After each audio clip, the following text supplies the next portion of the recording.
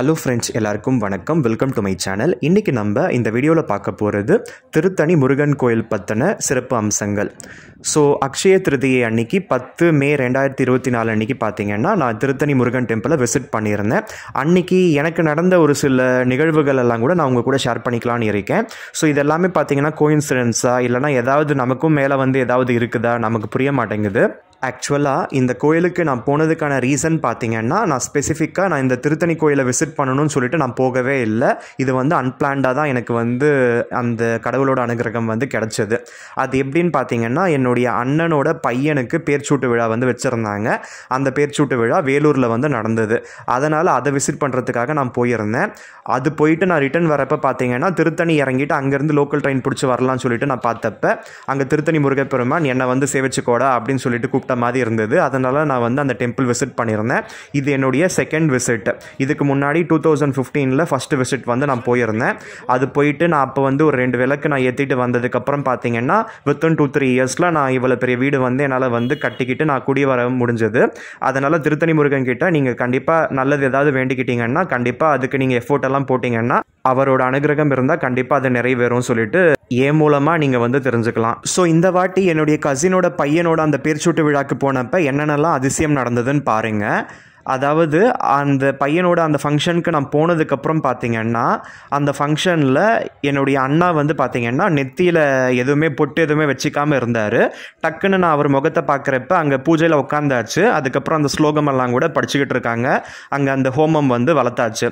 அதுக்கப்புறம் இது என்னடா இவரோட நெத்தி இவ்வளோ பிளாங்காக இருக்குதுன்னு சொல்லிட்டு நான் வந்து ஃபீல் பண்ணேன். அடுத்த ஒரு சில செகண்ட்ஸே பார்த்தீங்கன்னா அந்த ஐயருக்கு வந்து அது புரிஞ்சிருக்கு போல் நான் நினச்சது. அவ்வளோ கூட்டத்தில் நான் எங்கேயோ உட்காந்துக்கிட்டு நான் மனசில் தான் நினச்சேன். அது அந்த ஐயருக்கு வந்து புரிஞ்சு அந்த ஐயர் உடனே வந்து எங்கள் அண்ணா கிட்ட வந்து கேட்குறாரு, நீங்கள் வந்து அட்டை பொட்டோலா நிலுவு பொட்டோலா அப்படின்னு சொல்லிட்டு. அட்டை பொட்டுன்றது பார்த்தீங்கன்னா பட்டை, நிலுவு பொட்டோலான்றது வந்து பார்த்தீங்கன்னா நாமமா அப்படின்னு சொல்லிட்டு. ஸோ ஹிந்துஸில் வந்து பார்த்தீங்கன்னா சைவம் அதுக்கப்புறம் வைணவம் இருக்குது இல்லையா. ஆக்சுவலாக என்னுடைய அப்பா சைடு வந்து பார்த்தீங்கன்னா நாங்கள் அட்டை பொட்டோலுன்னு சொல்லுவாங்க. ஸோ தெலுங்கில். ஸோ நாங்கள் வந்து பார்த்தீங்கன்னா சிவனை வழிபடுற ஃபேமிலியில் தான் நாங்கள் வந்திருக்கோம். அதனால் அது வந்து அங்கே இருக்க பெரியவங்களை கேட்டதுக்கப்புறம் பார்த்தீங்கன்னா அந்த ஐயருக்கு புரிய வந்தது. அதுக்கப்புறம் ஐயர் வந்து பார்த்தீங்கன்னா எங்கள் அண்ணனுக்கு நெத்தியில் வந்து விபூதியில் பட்டை வந்து போட்டு விட்டார். இதை நான் ஃபீல் பண்ணதுக்கப்புறம் ஐயர் வந்து அதை ஃபீல் பண்ணி அதை வந்து அங்கே செய்கிறாருன்னா இது எப்படி இது வந்து அந்த மைண்ட் வாய்ஸ் வந்து எப்படி எல்லாருக்கும் வந்து புரியுது, எனக்கு ஒன்றும் புரிய மாட்டேங்குது. அதே போல் அந்த பேர்ச்சூட்டு விழாவில் அந்த குழந்தை கூட பார்த்திங்கன்னா எங்கள் குலதெய்வம்னு சொல்லக்கூடிய முனீஸ்வரர் வந்து இருக்கார். அந்த முனீஸ்வரனை வந்து பல வருஷத்துக்கு முன்னாடி எங்களோட முன்னோர்களெல்லாம் வழிபட்டுருக்காங்க. அது வந்து என்னோட அப்பாவோட அம்மா வந்து நிறைய பேர்கிட்ட சொன்னதாக வந்து எங்களுக்கு தெரிய வந்தது. அதை நான் எப்பயுமே நான் விசிட் பண்ணது கிடையாது. அந்த முனீஸ்வரன் அந்த கோயிலுக்கு போனதுக்கப்புறம், அது கோயில் ஒன்றும் கிடையாது, ஜஸ்ட் மரம். அந்த மரத்துக்கு முன்னாடி இந்த செங்கல் வச்சு தான் அது வந்து கடவுளாக நினச்சி வழிபடுறாங்க. அங்கே போய் வேண்டிக்கிட்டதுக்கப்புறம் தான் என்னுடைய கசினுக்கு அந்த அண்ணாவுக்கு குழந்தை வந்து பிறந்திருக்கு 13 வருஷம் கழிச்சு. அந்த கோயிலுக்கு பார்த்தீங்கன்னா அவங்க ஸ்பெஷலாக வந்து அவங்க ஃபேமிலி மட்டுமே காரில் வந்து போனாங்க. ஃபார்ச்சுனேட்லி என்னையும் பார்த்தீங்கன்னா ஒருத்தர் வந்து நான் கூட்டிகிட்டு போகிறேன் வாங்கன்னு சொல்லிட்டு அவரோட ஸ்கூட்டரில் அந்த ஊர்க்காரர், அவங்களும் பார்த்தீங்கன்னா எங்கள் சேம் ஃபேமிலி சர்நேம் அதோட தான் இருக்கார். அவர் வந்து என்னை கூட்டிகிட்டு போயிட்டு காமிக்கலான்னு சொல்லிட்டு போனார். ஃபஸ்ட்டு அந்த முனீஸ்வரன் கோயிலுக்கு வந்து போகிறப்ப பார்த்தீங்கன்னா நான் சொன்னேன், அவங்க இந்த கோயிலுக்கு சொல்லலை, அங்கே விநாயகர் கோயில் இருக்குது இல்லையா, அந்த விநாயகர் கோயிலுக்கு வந்து கூட்டிகிட்டு போங்க, அங்கே தான் அவங்க போகிறதா சொன்னாங்கன்னு சொல்லிட்டு நான் சொன்னேன். உடனே வந்து ரிவர்ஸ் எடுத்து அங்கே அந்த விநாயகர் கோயிலுக்கு வந்து கூட்டிகிட்டு போயிருந்தார். அந்த விநாயகர் கோயில் வந்து பார்த்தீங்கன்னா எங்கள் முன்னோர்கள் எங்கள் ஃபேமிலியில் இருக்க அந்த சர்நேம் கொண்டவங்க அந்த கோயிலை வந்து கட்டி வச்சுருக்காங்க. அதையெல்லாம் தாண்டி இந்த விநாயகர் சதுர்த்திக்கும் எனக்கும் நிறையவே லிங்க் இருக்குது. ஃபஸ்ட்டு அந்த லீஸு வீட்டுக்கு போனது கூட பார்த்தீங்கன்னா அந்த விநாயகர் சதுர்த்திக்கு ஜஸ்ட்டு 1 or 2 டேஸ்க்கு பிஃபோராக நாங்கள் வந்து போயிருந்தோம். அதுக்கப்புறம் ஃபஸ்ட்டு பூஜை செஞ்சதே பார்த்தீங்கன்னா அந்த விநாயகர் சதுர்த்தி தான். அதுக்கப்புறம் இப்போ வந்து நான் இங்கே சொந்த வீட்டில் இருக்கேன் பார்த்தீங்களா, இந்த இடத்த பார்க்க வந்ததும் பார்த்தீங்கன்னா அந்த விநாயகர் சதுர்த்தி அன்னைக்கு தான். அதனால் இந்த விநாயகர் சதுர்த்திக்கும் எனக்கும் நிறையவே லிங்க் இருக்குது. இதெல்லாம் தாண்டி சின்ன வயசில் பார்த்தீங்கன்னா அந்த விநாயகர் வந்து மண்ணில் செஞ்சு வைப்பாங்க இல்லையா, அந்த மண் விநாயகர் வந்து பார்க்கறதுக்கு நல்லா இருக்கும்.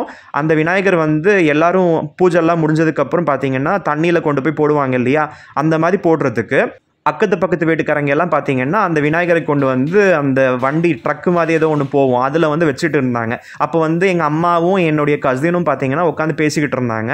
அப்போ நானும் குடுகுடுன்னு போயிட்டு நான் என்ன பண்ணேன்னா அந்த விநாயகரை வந்து எடுக்க ட்ரை பண்ணேன்.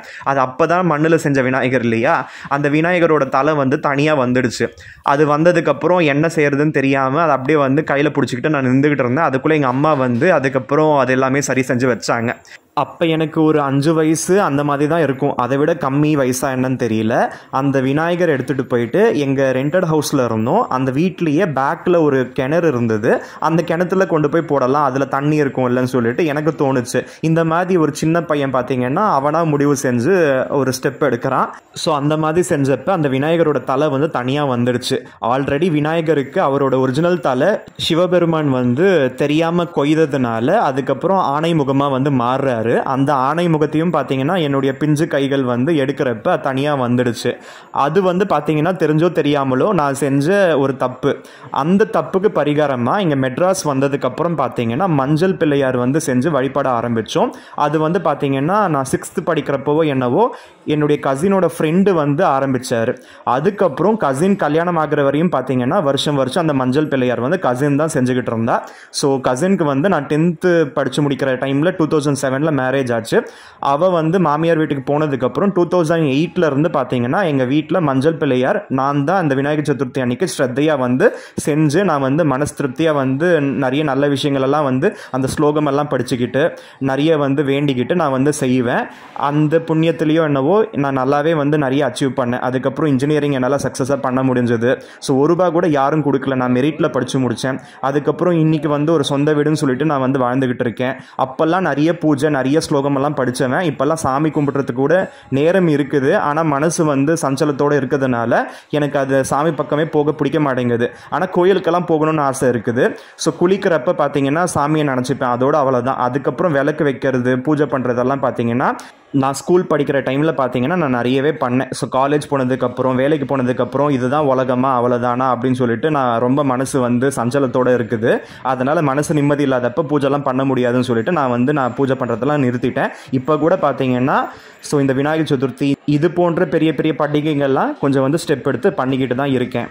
அதனால் விநாயகரோட வழிபாடு என்னுடைய வாழ்க்கையில் ரொம்பவும் வந்து ஒரு முக்கிய பங்கு வந்து வகிச்சிருக்கு. அதுக்கு ஏற்ற மாதிரி இந்த வேலூர் உசூரில் என்னுடைய அண்ணனோட பையனுக்கு அந்த பேர்ச்சூட்டு விழாக்கு போனப்போ அங்கே எங்களோட முன்னோர்கள் கட்டி அந்த விநாயகர் கோயிலுக்கு அவங்க கூட்டிகிட்டு போய் காமிக்கிறப்ப பார்த்தீங்கன்னா எனக்கு சந்தோஷமாக இருந்தது. அதுவுமே பார்த்தீங்கன்னா ஒரு கோஇன்சிடென்ஸ். அதுக்கப்புறம் அந்த எங்களோட அந்த முனீஸ்வரன் கோயிலுக்கும் பார்த்தீங்கன்னா அவங்க கூட்டிகிட்டு போனாங்க. அங்கே கூட பார்த்தீங்கன்னா எனக்கு சீக்கிரமாக கல்யாணம் ஆகணும்னு சொல்லிட்டு வேண்டிக்க சொன்னாங்க. இதெல்லாமே பார்த்தீங்கன்னா நல்லபடியாக அமைஞ்சது. அதெல்லாம் தாண்டி திருத்தணி முருகப்பெருமானை போய் சேவிச்சுக்கிட்டு வந்திருக்கேன் பாருங்கள், அதுவும் அக்ஷய திருதியை அன்னைக்கு. அதனால் இது எல்லாமே பார்த்தீங்கன்னா ஃபார்ச்சுனேட்டாக எனக்கு வந்து அமைஞ்சது. இது எதுவுமே நான் பிளான் பண்ணலை, ஆனால் கடவுளோட அனுகிரகம் ஆட்டோமேட்டிக்காக எனக்கு வந்து கிடைச்சதுன்னு சொல்லிட்டு நான் நம்புகிறேன். இது எல்லாம் தாண்டி நான் திருத்தணி பஸ் ஸ்டாண்டில் நான் வேலூர்லேருந்து நான் பஸ் பிடிச்சி நான் இறங்கின உடனே பார்த்தீங்கன்னா என் மனசில் தோணின பாட்டு என்னென்னா மருதமலைக்கு நீங்கள் வந்து பாருங்கன்னு ஒரு பாட்டு இருக்கு இல்லையா, அந்த பாட்டு வந்து நான் நினச்சிருந்தேன். அதுக்கப்புறம் அந்த பாட்டு எதுக்கு இங்கே வந்து கேட்க போகுது, இது திருத்தணி மலையாச்சு, திருத்தணிக்குன்னு தனியாக எதுவும் பாட்டு இருக்குதா அப்படின்னு சொல்லிட்டு நான் யோசிச்சுக்கிட்டு இருந்தேன். கடைசியாக பார்த்தீங்கன்னா படவேட்டம்மன் கோயில்னு சொல்லிட்டு அங்கே திருத்தணியில் அந்த மலை அடிவாரத்தில் இருக்குது. அந்த கோயிலுக்குள்ளே போயிட்டு நான் அந்த சாமியை நான் கும்பிட்டுட்டு இருக்கப்ப பார்த்தீங்கன்னா நான் நினச்ச அந்த பாட்டு வந்து பார்த்தீங்கன்னா அங்கே லவுட் ஸ்பீக்கரில் வந்து போட்டிருந்தாங்க. எனக்கு அது வந்து பயங்கர கோஇன்சிடென்ஸ். அது பத்தாதுன்னு நான் திருத்தணி மலை ஏறினதுக்கப்புறம் அங்கே வந்து ஜென்ரல் தர்ஷனில் வந்து நான் உள்ளே போகிறேன். உள்ளே போக போக பார்த்தீங்கன்னா நிறைய கூட்டம் வந்து இருந்தது. அதில் பார்த்தீங்கன்னா அந்த திருத்தணி முருகன் வந்து நான் சேவிச்சுக்கிற அந்த தருணத்தில் பார்த்தீங்கன்னா ஒரு குரூப் வந்து இருந்தது. கூடவே சின்ன சின்ன பசங்க நிறைய பேர் இருந்தாங்க. அவர்கிட்ட நான் வந்து கேட்டிருந்தேன், நீங்கள் போலீஸான்னு கேட்டேன். அவர் ஆமான்னு சொன்னாங்க. அதுக்கப்புறம் எப்படி தெரியும் எனக்கு தெரியல, ஆனால் எப்பயோ எங்கேயோ பார்த்த மாதிரி இருக்குது அப்படின்னு சொல்லிட்டு நான் கேட்டேன். நீங்கள் எந்த ஊர், இங்கே சென்னை தானா அப்படின்னு சொல்லிட்டு கேட்டேன். வேப்பம்பட்டான்னு கேட்டேன். அப்படி கேட்டப்ப இல்லைன்னு சொன்னார். அவர் வந்து ராஜபாளையமா, ஆனால் அவர் போலீஸ்ன்றது உண்மைதான். அது என்னவோ அவர் பார்த்த உடனே நீங்கள் வந்து போலீஸான்னு சொல்லி கேட்க தோணுச்சு. அவரும் வந்து ஆமான்னு சொல்லியிருந்தார். அது உண்மையா பொய்யான்னு தெரியல. அதுவுமே பார்த்தீங்கன்னா ஒரு கோஇன்சிடென்ஸ். அது எப்படி எனக்கு தெரியும்னு தெரியல. மேபி அவர் ஃபேமஸான ஆளா என்னன்னு ஒன்றும் புரியல. கடைசியில் பார்த்தீங்கன்னா அவர் வந்து கொஞ்சம் ஸ்பெஷலாக தான் இருக்கார். ஏன்னா அவங்க ஃபேமிலி எல்லாரையுமே பார்த்தீங்கன்னா தனியாக கூட்டிகிட்டு போயிட்டு அங்கே முருகனை கிட்ட நிற்க வச்சு சேவிச்சுக்கிட்டாங்க. அந்த மாதிரிலாம் வந்து பார்க்குறப்ப அவர் சொன்னது உண்மையாக தான் இருக்கும். அவர் பார்த்தீங்கன்னா ஃபேமிலி கூட வரல, அவங்க ஃப்ரெண்ட்ஸ் கூட வந்திருந்தாங்க. மோஸ்ட்லி ஜென்ஸ் மட்டும்தான் இருந்தாங்க, சின்ன சின்ன பசங்களும் நிறைய இருந்தாங்க. அதனால் பார்த்தீங்கன்னா அவங்க குரூப்பாக பார்த்தீங்கன்னா அந்த முருகனை அங்கே பக்கத்தில் இருக்க அந்த சின்ன சின்ன கோயிலெல்லாம் இருக்கும்ல, அது எல்லாத்துக்குமே பார்த்தீங்கன்னா ஸ்பெஷலாக கூட்டிகிட்டு போய் வந்து காமிச்சிக்கிட்டு இருந்தாங்க. அவர் கூடவே பார்த்தீங்கன்னா இதுதான் சாக்குன்னு சொல்லிட்டு நானும் கொஞ்சம் நேரம் உள்ளே போயிட்டு நானும் ஸ்பெஷலாக கொஞ்சம் நேரம் சாமியை பார்த்துட்டு நான் வெளியில் வந்தேன். அதே போல் அங்கே அந்த முருகப்பெருமானை பார்த்துட்டு கொஞ்சம் வெளியில் வந்தால் அங்கே ஒரு மண்டபம் இருக்குது. அந்த மண்டபத்தில் பார்த்தீங்கன்னா உற்சவமூர்த்தி வந்து வச்சுருக்காங்க. அந்த உற்சவமூர்த்தி வந்து ரொம்ப சின்னதாக பித்தளையில் இருந்த மாதிரி தோணுச்சு. இது என்னடா இது, ஆறுபடை வீட்டில் இந்த முருகப்பெருமானும் வந்து ஸ்பெஷல் இல்லையா, திருத்தணி மலை இல்லையா, இங்கே என்னடான்னா இந்த மாதிரி இருக்குதே அப்படின்னு சொல்லிட்டு நான் யோசிச்சுக்கிட்டே இருந்தேன். கொஞ்ச நேரத்துக்கெல்லாம் பார்த்தீங்கன்னா நல்லா மேலத்தாளத்தோட வெள்ளி உற்சவமூர்த்தி நல்லா பெரிய சைஸில் கொண்டு வந்து வச்சாங்க. அது வந்து பார்த்தீங்கன்னா ஜஸ்ட் டெம்பரவரியாக வச்சிருந்தாங்க போல. அதே போல நான் நினைச்ச மாதிரி அதுக்கு வந்து ரிசல்ட் அப்பவே பாத்தீங்கன்னா முருகப்பெருமான் காட்சி கொடுத்துட்டாரு. நல்லா வந்து வைபவமா அந்த வெள்ளி அந்த உற்சவமூர்த்தி நல்லா பெரிய சைஸ்ல வள்ளி தேவயானையோட ஜோடியா பாத்தீங்கன்னா அங்க இருந்தாங்க. அதையுமே சேவிச்சுக்கிட்டு நான் அதுக்கப்புறம் அங்க பக்கத்துல பாத்தீங்கன்னா ஒரு பிள்ளையார் கோயில் இருந்தது. அந்த பிள்ளையார் கோயில் கிட்ட இருந்த அந்த பூசாரி பாத்தீங்கன்னா விபூதி மட்டும் தான் கொடுத்துட்டு இருந்தாரு. மற்ற பூசாரிங்கெல்லாம் வச்சாங்க நெத்தியில, அவர் வந்து கையில தான் கொடுத்தாரு. அதே போல அவர் தட்டுல பாத்தீங்கன்னா நிறைய சாக்லேட்ஸ் இருந்தது. அந்த சாக்லேட்ஸ் என்னடா யாருக்கும் கொடுக்க மாட்டாரா, காசு ஏதாவது கொடுத்தா கொடுப்பாங்க போல அப்படின்னு சொல்லிட்டு நான் நினைச்சேன். அதுக்கப்புறம் கொஞ்ச நேரத்துக்கெல்லாம் வந்து உட்கார்ற டைம்ல பாத்தீங்கன்னா ஒரு சின்ன பையன் வந்து எல்லாருக்கும் சாக்லேட் டிஸ்ட்ரிபியூட் பண்ணிக்கிட்டு இருந்தான். அப்ப கூட எனக்கு கொடுக்காம தான் போனான். அதுக்கப்புறம் என்ன நினைச்சான்னு தெரியல, கொஞ்ச நேரம் கழிச்சு அந்த பையனா வந்து எனக்கு 2 சாக்லேட் வந்து கொடுத்துட்டு போனான். அப்ப அந்த ஐயர்கிட்ட வந்து நம்ம எதிர்பார்த்தது இந்த பையன் ரூபத்துல முருகன் வந்து எனக்கு சாக்லேட் கொடுத்தாருன்ற மாதிரி எனக்கு தோணுச்சு. இது எல்லாம் தாண்டி 2015 ஃபர்ஸ்ட் டைம் நான் இந்த டெம்பிளை நான் விசிட் பண்ணப்ப அந்த டெம்பிளோட ரூஃப் எல்லாம் பார்த்தீங்கன்னா அந்த ரீஇன்ஃபோர்ஸ்மெண்ட் எல்லாம் கூட வெளியில் தெரிகிற மாதிரி ரொம்ப வந்து சிதிலம் அடைந்து இருந்தது. அது வந்து சரி பண்ணுவாங்களான்னு சொல்லிட்டு நான் வீடியோவில் கூட பேசியிருப்பேன் பாருங்க. இந்த வாட்டி போனப்ப எல்லாமே பக்காவாக சரி பண்ணிட்டு மேலே பெயிண்டிங்ஸ் எல்லாம் கூட பயங்கரமாக இருக்குது. நம்ம முன்னாடி வந்து பார்த்த கோயிலே கிடையாது. இப்போ வந்து பார்த்தீங்கன்னா நல்ல வைபவமாக இருக்குது.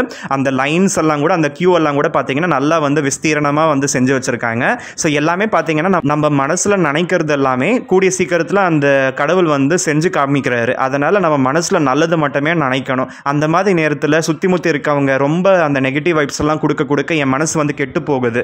இன்னும் சொல்ல போனா 2015 நான் இந்த கோயில் விசிட் பண்ணப்ப இருந்த அந்த மனசு திருப்தி, அந்த மனசு நிம்மதி கூட பார்த்தீங்கன்னா இப்போ வந்து எல்லாம் அச்சீவ் பண்ணதுக்கு அப்புறம் என்னால் இருக்க முடியல.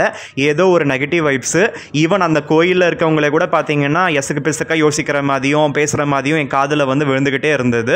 ஸோ அதனால் அந்த மாதிரியெல்லாம் வந்து ஸ்பாயில் பண்ண நம்ம மனசு கெட்டு போகும். அதனால் நம்மளும் பார்த்தீங்கன்னா நமக்கு வந்து கெடுதல் யோசிக்க ஆரம்பிச்சுப்போம். அந்த மாதிரி நமக்கு யார் என்ன யோசித்தாலும் பேசினாலும் நம்ம வந்து ஸ்ட்ராங்காக இருக்கணும்.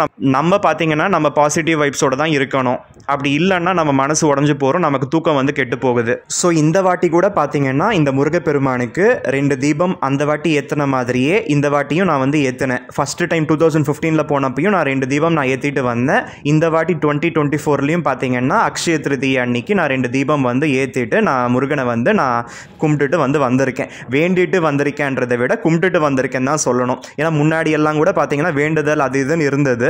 ஸோ மனசு வந்து பார்த்தீங்கன்னா நல்லா வந்து ட்ரெயின் ஆச்சு. இப்போல்லாம் பார்த்தீங்கன்னா பிளாங்காக இருக்குது. நான் எதுவுமே வேண்டிக்கிறது கிடையாது. அது என்னவோ வந்து காலம் போகிற போக்கில் வந்து ஓடிக்கிட்டு இருக்கேன். எப்பயுமே பார்த்தீங்கன்னா அந்த மாதிரி ஒரு ஃப்ளோவில் வந்து போகிற படகு வந்து கண்டிப்பாக கஷ்டம்தான். நம்மளா வந்து நம்மளோட படகு நல்லபடியாக ஓட்டிக்கிட்டு போனால் தான் நம்மளோட வாழ்க்கை நல்லா இருக்கும். அது போகிற போக்கில் நம்மளும் போவோம்னு சொல்லிட்டு நம்ம வந்து ஒதுங்கிட்டோம்னா கண்டிப்பாக வாழ்நாள் முழுக்க கஷ்டம்தான். ஸோ நம்மளும் பார்த்தீங்கன்னா பாசிட்டிவிட்டியோட, நல்ல வேண்டுதலோட, நல்ல ஒரு நினைப்போட, கடவுளோட அனுகிரகத்தோட நம்ம வாழணும். நார்மலாக முருகப்பெருமான செவ்வாய்க்கிழமையில் ஒரு சில ராசிக்காரங்க வந்து வழிபடுறது நல்லது. அதில் பார்த்தீங்கன்னா எங்கள் அம்மாவோட ராசி மீன ராசி, அந்த ராசியும் இருக்குது. அன்ஃபார்ச்சுனேட்லி அவங்க இந்த நிலமையில் வந்து போக முடியாது. அவங்களோட சார்பாக நான் முருகனை சேவிச்சுக்கிட்டு வந்தது கண்டிப்பாக அவங்களுக்கும் நல்லது நடக்கும்னு நினைக்கிறேன். அவங்களும் பார்த்தீங்கன்னா ரொம்ப வந்து கேன்சர் முத்தி போயிருக்கு. அவங்களும் பார்த்தீங்கன்னா உடம்பளவில் மனசளவில் வந்து ரொம்ப நொந்து போயிருக்காங்க. அவங்களுக்கும் பார்த்தீங்கன்னா ஒரு நிம்மதி அண்ட் ரிலாக்ஸேஷன் வந்து கடவுள் கொடுக்கணும்னு சொல்லிட்டு நான் வேண்டிக்கிறேன்.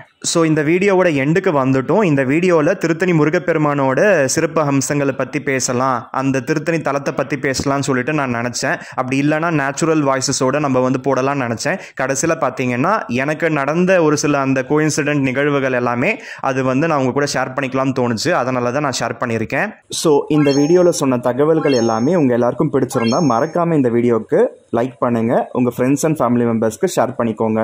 மேலும் இது போன்ற தகவல்கள் எளிதில் பெற நம்ம சேனல் கீழே இருக்க அந்த ரெட் கலர் சப்ஸ்கிரைப் பட்டனை சப்ஸ்கிரைப் செஞ்சுக்கோங்க. பக்கத்தில் ஒரு பெல் பட்டன் வரும், அதில் ஆல் நோட்டிஃபிகேஷன் வர மாதிரி கிளிக் பண்ணி வச்சுக்கோங்க.